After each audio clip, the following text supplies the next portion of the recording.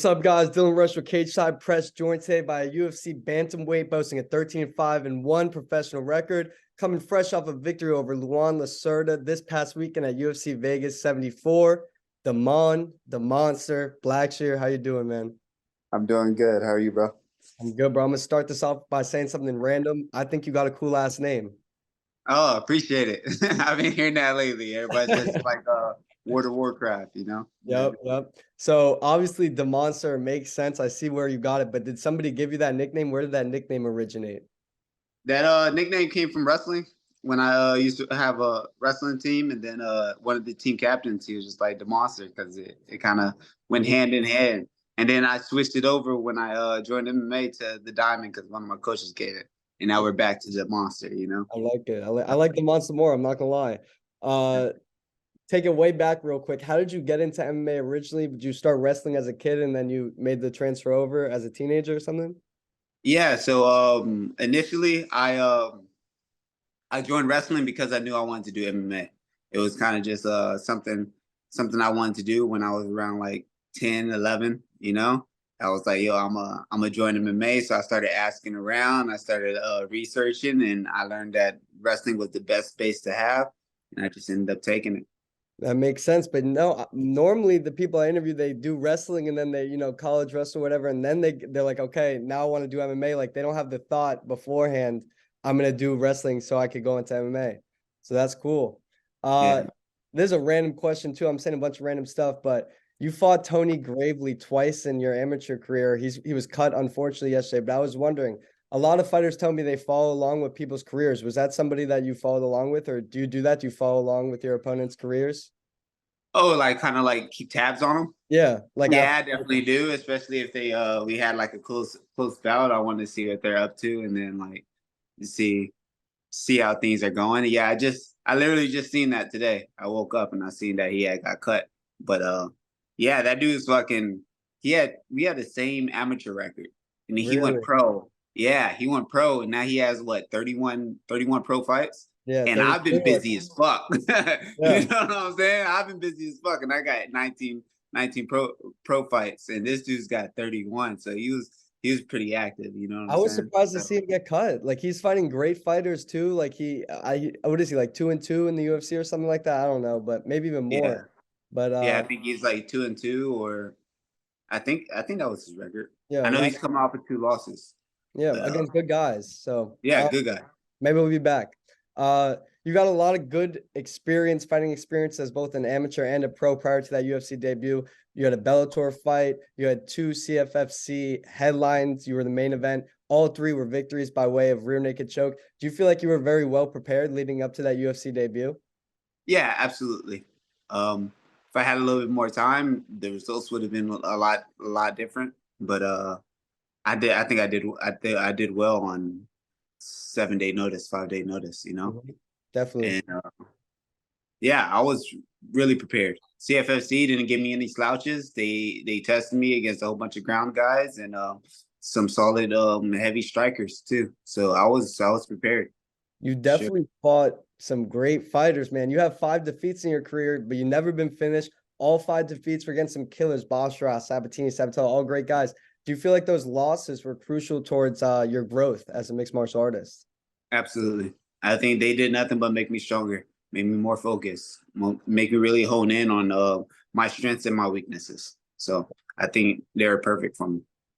And you had a few fights at the Apex so far. Your fight with Farid Basharat, though, that was UFC 285, T-Mobile Arena, right in Las Vegas, and it's headlined by John Jones. Was that different for you, like fighting on a card with John Jones on the headline? Yo, that was definitely that was a big step up. You know what I'm saying? Seeing it, I guess it's like what do you call those in movies where it's like a damn what word am I looking for? Plot A twist.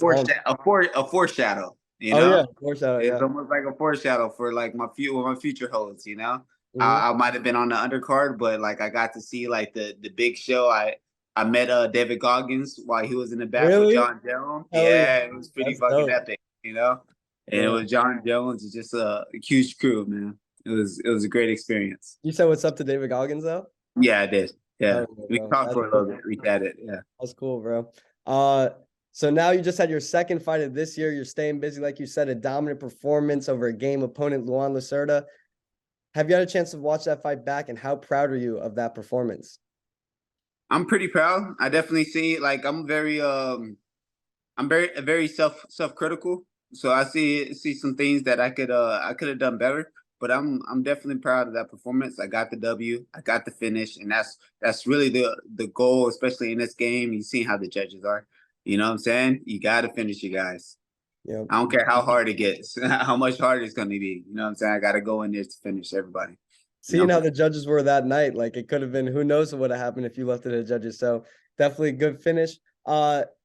You've probably been dreaming about that first UFC victory since maybe even since you started wrestling. Was it everything you imagined? How did it feel to get that first win? Oh, it felt unreal, you know? It felt like a dream come true, you know what I'm saying? Mm-hmm. So it was amazing. All right, I'm Yeah. about to butcher. It feels good to get that W, you know? I know.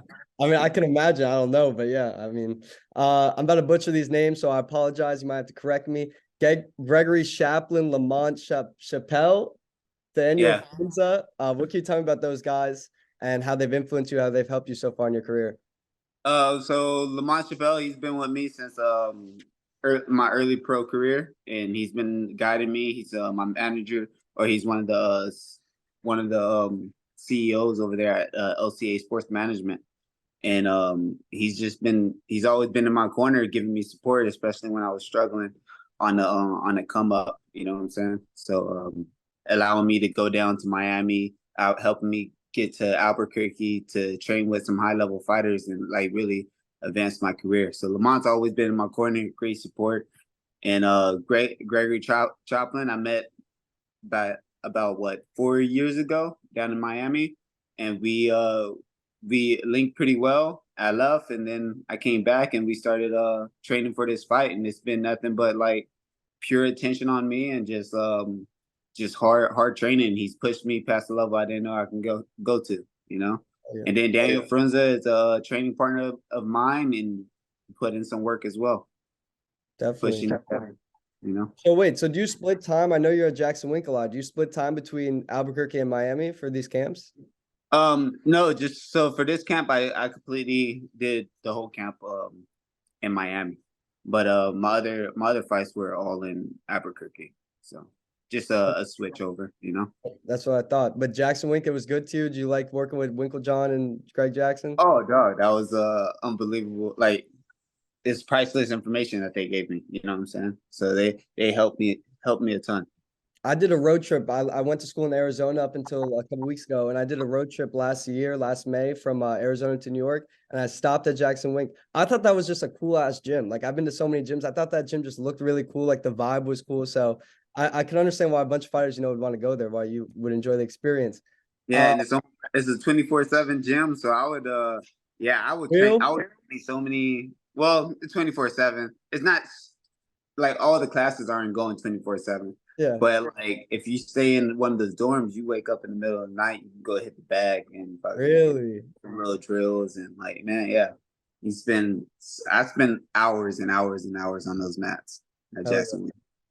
And they got a lot of good guys, a lot of good girls. Holly Holm. I got a speed round for you if you have the time. You have time for a quick speed round.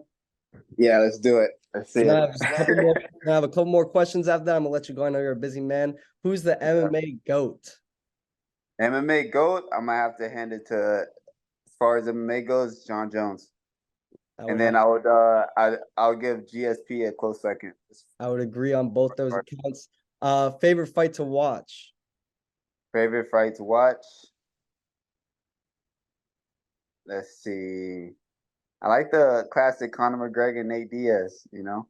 Mm-hmm. Mm-hmm. I like it. Which fighter do you look to emulate in your own game? Who's someone you maybe modeled your style after a little bit? Some I like to take bits and pieces from everybody. I think everybody's kind of got their pros and cons. So I like to sneak some from John Jones, a little GSP, a little Anderson Silva, some Izzy, you know? Mm-hmm.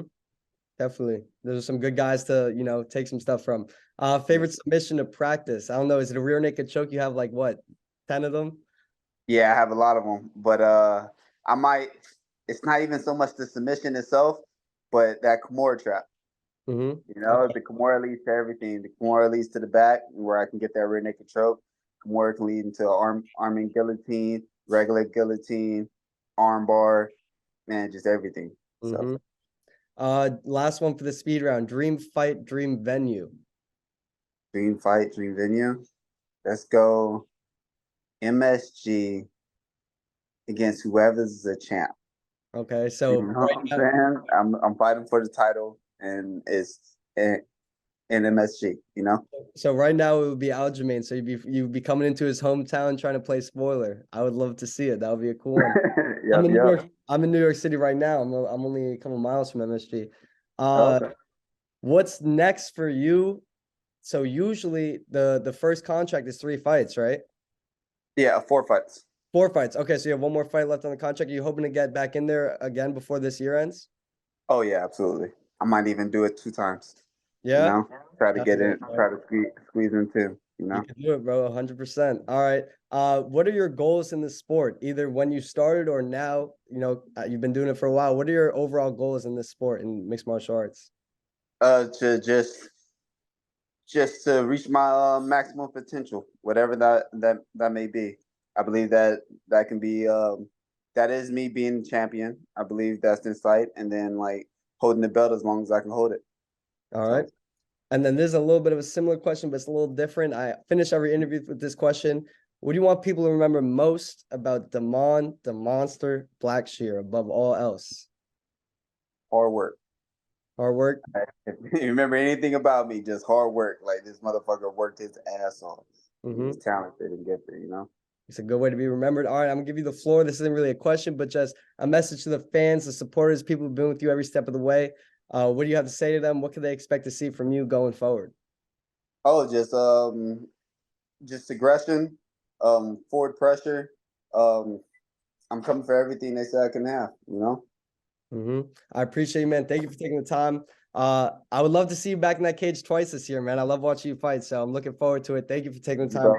Good. Good luck moving forward. Thank you, bro. Yes, sir.